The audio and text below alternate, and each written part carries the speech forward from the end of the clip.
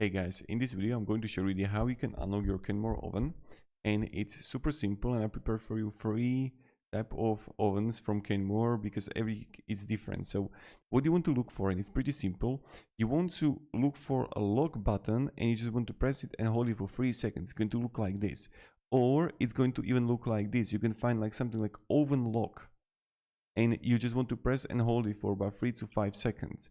And then also on this one I want to show you is here, it's going to be look like here.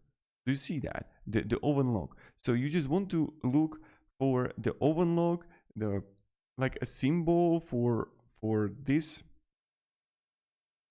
that for the lock of oven, and you just want to press and hold it from 3 to 5 seconds. Or what you can also try to do then, if that is not going to work, you just want to press the lock button with the start button. But this is how it works and how it should work. So it really depends what kind of oven you have from Kenmore, but just look for the lock symbol or the oven lock text and press and hold it. Have a great day and goodbye.